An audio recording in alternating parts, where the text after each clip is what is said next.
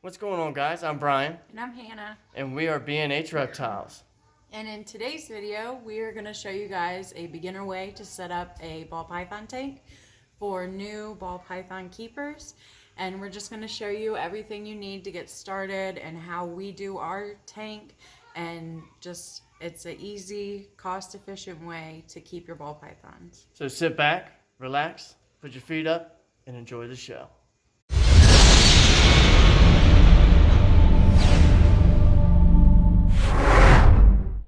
We have one sticker shout out today, and that is Kevin from Red River Reptiles. We got a holographic one, which we all love, and then a normal one, and then this cool square one. We're gonna put his information in the description box below so you guys can go give him a follow on Instagram. And if anybody else wants to do a sticker shout out or a sticker swap with us, leave a comment below. We've sent out a bunch this past week. 18. So yeah, 18 sticker swaps. So if anybody else wants to do a swap, let us know. What's going on, guys? So we're back with another video again, and like we were saying in the beginning, in the intro, this video is basically going to be for beginner snake keepers or snake keepers who only really want to keep one or two snakes, ball pythons that is, for a pet, not really for breeding, like we also talk about on this channel as well. I got a snake handcuff. So what I want to do quickly, just go over like the basic thing on how to set up a tank for a ball python if you're deciding to use a tank for housing instead of tubs like we do with our other snakes that we breed. It's basically very simple. It's really easy. It's not, I think, too many times people overthink their setup on how to properly set it up or how to house them properly. It's not very hard. So basically, for a hatchling or a baby ball python that's 100 grams to, with males and females, when they get up to about 500 to 600 grams, they're perfect in a 10-gallon tank. Nothing wrong with just a 10-gallon standard glass fish tank or reptile tank. You can get these from your local Petco, PetSmart. I know Petco does a lot of dollar per gallon sales on the tanks. Those are perfect. That's basically what we did with this one. So basically what you're going to need is just a few essentials. You're going to want to black out 3 of your sides. So if you look here, basically we just went and got the one design for the back here that has like the forest theme for the back, and it's just you spray it on and you take a credit card or a card or anything, and just kind of like mush it around, get all the air bubbles out of it, and then with the sides all I did was just went and got fish tank background, and put there was a black side and a blue side, so I just went and put the black side in so that way all she sees is black. So that's basically your simple, just on the outside of the tank. Nothing real hard, nothing too major. Then what you're going to do, I know this is not the prettiest of lids, but what you do is you take your normal aluminum HVAC tape. You're going to tape out the entire top of your screen lid. You want to cover it up. What that does is that helps keeps the heat and the humidity trapped inside of your enclosure.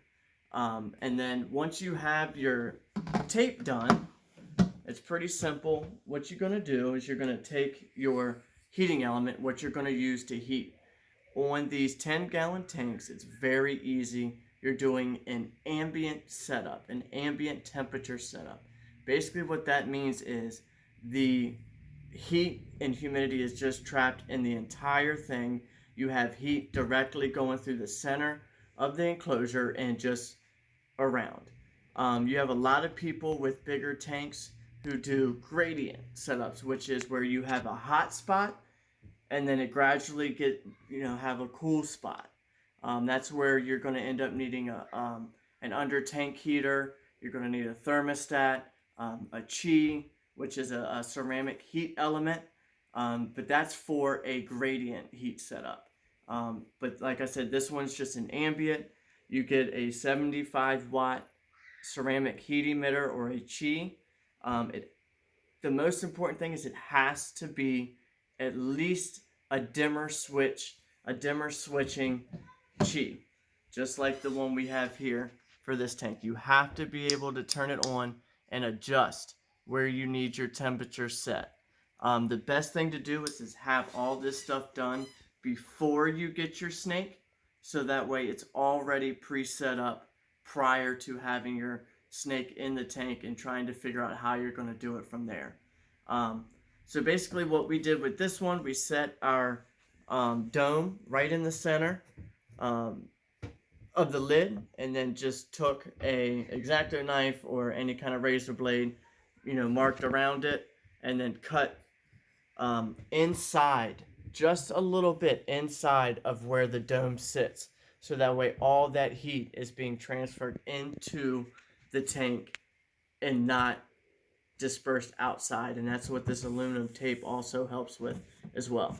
Like I said, I know it's not beautiful, I know it's not pretty, but I mean, it works, it gets the job done. I mean, I could redo it and make it all perfect and pretty, but it gets the job done and it works. So basically that is the bare minimum, the easiest setup that we found with doing a tank enclosure for what you're going to need for tools and essentials and stuff. Now let's talk about the inside of the enclosure and what you're going to need for the inside. As you can see, we use cocoa husk or cocoa substrate for our substrate.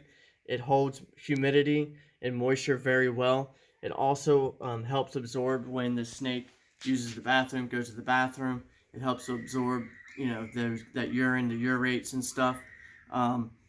So that's why we use this, and it really, really helps with their shedding, with being able to raise your humidity. You just get it wet.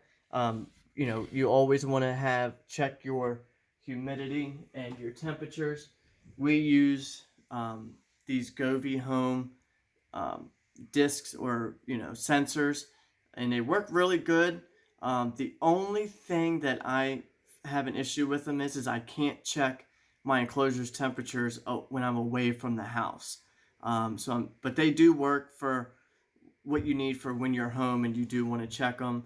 I think they have a thing where you can hook them up and you can read them from away from your house, but I know the sensor pushes you can do that with.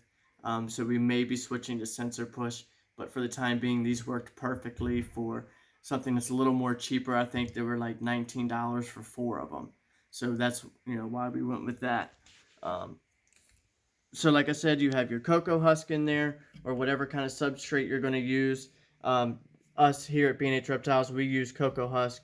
We find it to be the best when it comes to humidity and your husbandry. Now, you're also going to want a water bowl. This one's empty only because I'm showing how we do it. So I just kind of wiggle it down in there, get it nice and set down in there really good. I put mine in the center so that way the heat from the chi gets down in there and it helps create humidity a little bit more, and then the water does what the water does, evaporates and causes humidity. Then you're going to want a hide for your animal. We just find little bowls and plastic bowls and stuff from when we get takeout, or this one I think was from Wawa, and we just cut a nice little hole in them. I sand the edges down real well so that way they're not sharp and the snake can't cut themselves on, but it also gives them something nice to rub on when they're starting to go into shed and help get that skin off. So that's your bare minimum when it comes to inside, but we also put plants in there for her and for our animals to hide and feel safe and feel comfortable. Gives them a little bit more security.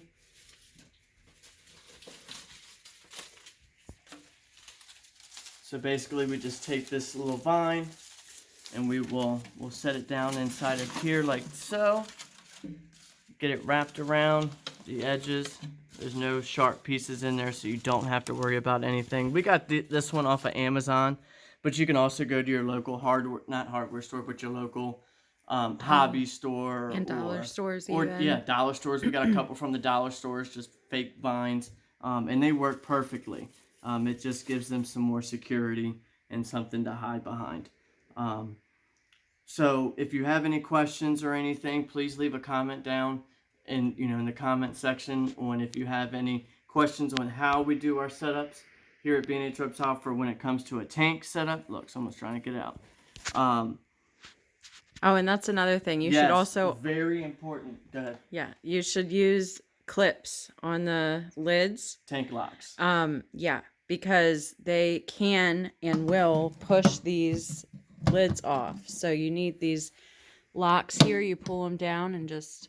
It goes on both sides. And we have had a snake that's gotten out. And it was actually this one. Yeah. Miss Bianca. She was the one that got out and scared the crap out of us. Didn't know where she was for a couple hours.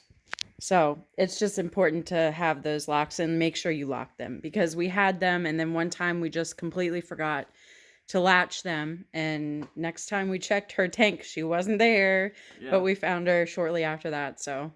Thank goodness for that. But the locks are super important. Yeah, honestly, I think it was I locked one side but didn't do the other.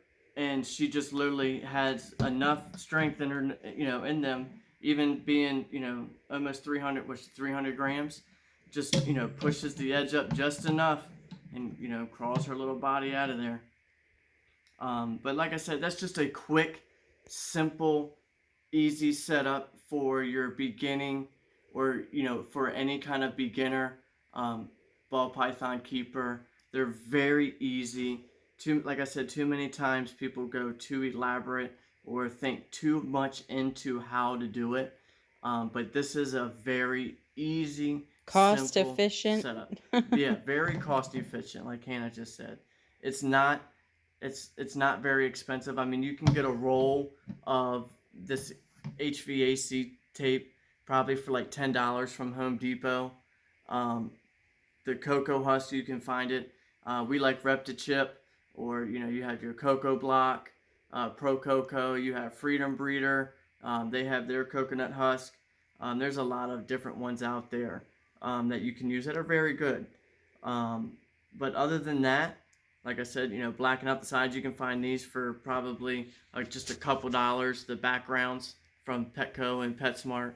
And then again, the tanks, they have dollar per gallon sales. So you can get a whole 10-gallon tank for $10 with tax after that, but still, that's just look out for when, sorry about the reflection, look out for when they have those sales, because then you can get any size, $1 a gallon, so. Yep. So basically, that's how we set up our 10-gallon tank for our baby female ball pythons. Like I said, they can go from this 10-gallon tank, they don't have to go up until they're at least 500, 600 grams, maybe even 800 grams. They can be in a 10-gallon tank. Some males, they'll stay in a 10-gallon tank their entire life. The females, of course, they get bigger than males. So you'll go up to a 20-gallon tank. And when she gets bigger, we'll show you guys how to do a 20-gallon tank setup.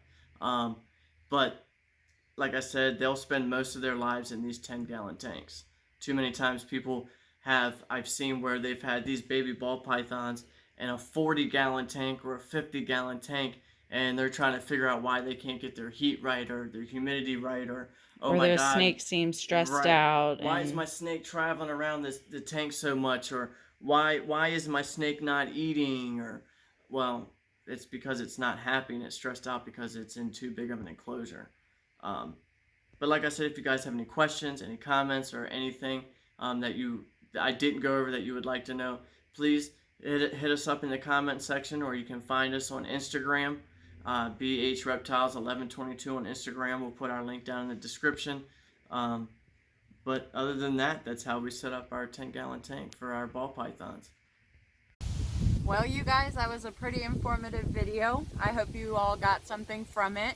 If you have any questions or comments, please feel free to leave a comment below. And remember to like, comment, and subscribe to our channel, please. Also, we want to just let everybody know that suffering from the wildfires out west, that we are thinking about you guys. We are praying for you.